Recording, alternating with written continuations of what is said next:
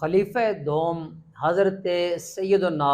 عمر بن خطاب امیر المؤمنین رضی اللہ تعالی عنہ کو نبی پاک صلی اللہ علیہ وسلم کی زبان اطہر سے بے شمار بشارتیں ملتی ہیں۔ آپ کو آقا کریم علیہ السلام نے دنیا میں ہی آپ کی زندگی مبارک میں کتنی بار جنتی فرمایا، اور آپ عشرہ مبشرہ ان 10 اصحاب رسول میں سے ایک ہیں جن کو زندگی میں نبی پاک صلی اللہ علیہ وسلم نے فرمایا کہ تم جنتی ہو۔ اور آپ کے قبول اسلام کا بھی عظیم واقعہ ہے کہ ہر صحابی کسی کو دعوت کون دے رہا ہے اور وہ ان سے انسپائر ہو رہے ہیں، دائرہ اسلام میں آ کر داخل ہو رہے ہیں۔ نبی پاک صلی اللہ علیہ وسلم کے کچھ صحابہ دیگر ممالک میں علاقوں میں جاتے ہیں، وہاں جا کر دعوت دیتے ہیں، لوگ آ کر دائرہ اسلام میں داخل ہوتے ہیں، بیعت کرتے ہیں، کلمہ پڑھتے ہیں۔ لیکن حضرت عمر رضی اللہ تعالی عنہ، آپ کی وہ ذات ہے، ان ابن عمر ان رسول اللہ صلی اللہ علیہ وسلم قال اللہم اعز الاسلام باحب ہذین الرجلین الیک۔ سنن ترمذی شریف کی روایت ہے کہ نبی پاک علیہ السلام نے اللہ کی بارگاہ میں یہ دعا کی، اے اللہ ان 2 مردوں میں سے ایک کے ساتھ اسلام کو عزت عطا فرما، اور ان میں ایک نام حضرت عمر بن خطاب رضی اللہ تعالیٰ عنہ کا ذکر کیا۔ تو اللہ تعالیٰ نے آپ کی دعا کو قبولیت کا شرف عطا فرمایا، آپ کے جملے قبول ہوئے، آپ کے الفاظ قبول ہوئے، اور اللہ تعالیٰ نے حضرت عمر بن خطاب رضی اللہ تعالیٰ عنہ کو پسند فرمایا، اور ان کی وجہ سے اللہ نے اسلام کو تقویت عطا فرمائی اور اسلام کو عزت عطا فرمائی، اور نبی پاک صلی اللہ علیہ وسلم کی دعا مبارک قبول ہوئی۔ یعنی دوسرے لفظوں میں حضرت عمر بن خطاب رضی اللہ تعالیٰ عنہ وہ ہیں کہ جن کو خود نبی پاک علیہ السلام نے اللہ سے مانگ کر لیا ہے۔ آپ نے اللہ تعالیٰ کی بارگاہ میں یہ دعا کی کہ اللہ ان 2 میں سے ایک کے ساتھ اسلام کو عزت دے، تو اللہ تعالیٰ نے حضرت عمر بن خطاب رضی اللہ تعالیٰ عنہ کے دل میں اسلام کی محبت کو پیدا فرما دیا، اور آپ راغب ہوئے اسلام کی طرف، اور آپ نبی پاک صلی اللہ علیہ وسلم کے پاس حاضر ہو کر آپ نے کلمہ پڑھا، اور اس کلمہ پڑھنے کی وجہ سے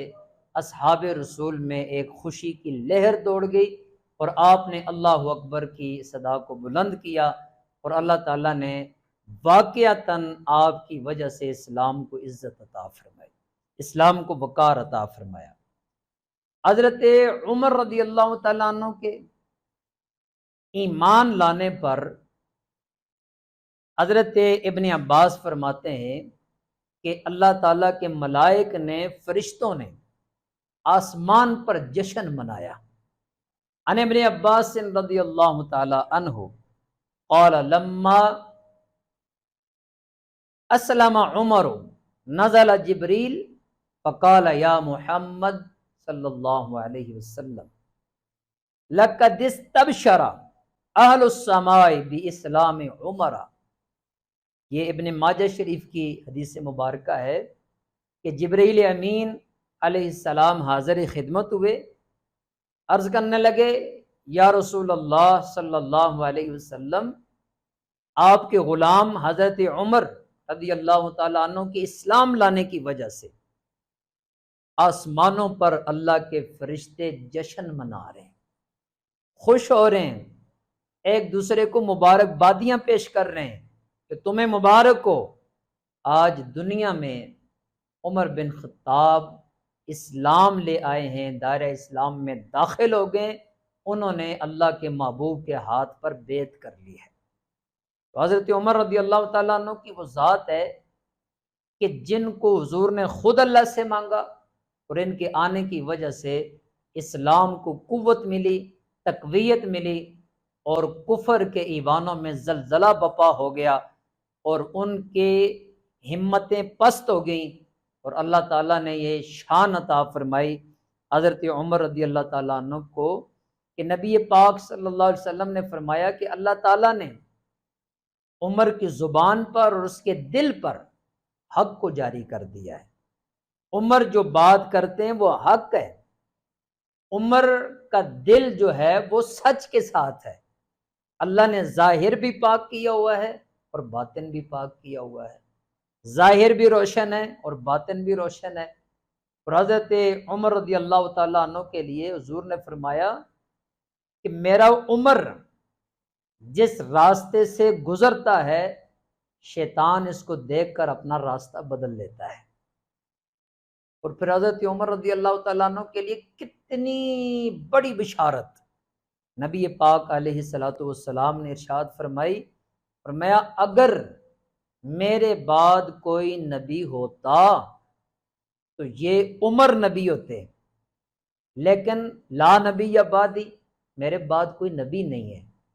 اسی لیے ہم کہتے ہیں جب عمر پاک رضی اللہ تعالیٰ عنہ جیسی ہستی نبی نہیں ہے تو پھر قیامت تک یہ بات مان لی جائے، جان لی جائے، پہچان لی جائے کہ کوئی اور نبی نہیں آ سکتا۔ اگر کوئی بھی یہ دعویٰ کرتا ہے، کوئی بھی نبی ہونے کا یہ اعلان کرتا ہے، وہ جھوٹا ہے، کذاب ہے اور وہ جہنمی ہے۔ اس لیے مسلمان کبھی بھی نبی پاک علیہ الصلوۃ والسلام کے بعد کسی کو نبی تسلیم کرنے کے لیے تیار نہیں ہو سکتے۔ حضرت عمر رضی اللہ تعالیٰ عنہ کی عدالت، آپ کا عشق مصطفیٰ، آپ کا ادب مصطفیٰ اور آپ کی محبت مصطفیٰ با کمال تھی، بے مثل تھی۔ آپ نے حضور سے عشق کیا تو ٹوٹ کر کیا، اتباع کی تو آپ نے بے مثال کی، حضور کی سنتوں پہ عمل کیا تو آپ نے انتہا کی محبت کے ساتھ کیا، اور دنیا کو پیغام دیا کہ کلمہ پڑھنے کے بعد ایک مسلمان کو اپنی زندگی ایسے گزارنی چاہیے کہ اس کے لیے حرف اول بھی اس کے محبوب ہوں، اس کے لیے حرف آخر بھی اس کے محبوب ہوں، ان کے علاوہ نہ وہ کسی کی طرف توجہ کر سکتا ہے اور نہ کسی کو ترجیح دے سکتا ہے۔ اور یہی وجہ ہے کہ طبرانی شریف کی حدیث مبارکہ ہے کہ حضرت عمار بن یاسر فرماتے ہیں حضور نبی کریم صلی اللہ علیہ وسلم نے ارشاد فرمایا آتانی جبریل آنفن فقلت یا جبریل حدثنی بفضائل عمر بن الخطاب رضی اللہ تعالی عنہ فی السماء۔ آپ فرماتے ہیں حضرت عمر رضی اللہ تعالیٰ عنہ کے بارے میں حضور نے جبرائیل سے فرمایا جبرائیل آپ مجھے جو آسمانوں میں حضرت عمر کے فضائل ہیں، شانیں، وہ بیان کریں۔ تو آپ کو پتہ ہے کہ جبرائیل امین جو ٹیچر آف اینجل ہیں، ملائک کے بھی استاد ہیں، آپ نے کیا ارشاد فرمایا؟ آپ نے فرمایا کہ حضور اگر میں ان کے فضائل بیان کرنا شروع کروں مثل ما نوح فی قومہ الف سنہ، کہ جس طرح اللہ تعالیٰ نے نوح علیہ السلام کو 950 سال عمر دی، اگر میں دن رات ان کے فضائل بیان کرتا رہوں وقت ختم ہو جائے گا، عمر کے فضائل ختم نہیں ہوں گے۔ حضرت عمر کو اللہ تعالیٰ نے وفا عطا فرمائی، آپ کو اللہ تعالیٰ نے غیرت عطا فرمائی، آپ کو اللہ تعالیٰ نے وہ جرت عطا فرمائی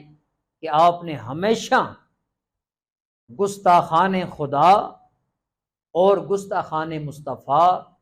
اور دشمنان دین کی آنکھوں میں آنکھیں ڈال کر بات کی، اور آپ نے ہمیشہ اپنوں اور بیگانوں کے ساتھ عدل کیا، انصاف کیا، اور آپ ہمیشہ اپنی پرسنل لائف میں عاجزی کے ساتھ، انکساری کے ساتھ اللہ کی عبادت گزاری میں مصروف رہتے، اور اللہ تعالیٰ نے آپ کو یہ شان عطا فرمائی کہ آپ نے اپنی زندگی کا جو آخری وقت گزارا وہ اس انداز سے گزارا کہ آپ اللہ کی محبت میں بھی صادق تھے اور اللہ کے رسول کی محبت میں بھی صادق تھے، اور یہی وجہ ہے کہ اللہ نے آپ کو صلہ عطا فرمایا کہ آج بھی آپ کا مزار اقدس اس جگہ پر موجود ہے، نبی پاک علیہ الصلوۃ والسلام کی قبر نور کے ساتھ، کہ جہاں 70,000 فرشتے صبح آ کر سلامی کرتے ہیں اور 70,000 فرشتے شام کو آ کر سلامی کرتے ہیں۔ جن کو فرشتے بھی آ کر سلام کریں، اس عمر کو آج ہمارا، آپ سب کا، پوری قوم کا اور پوری امت مسلمہ کا سلام ہو۔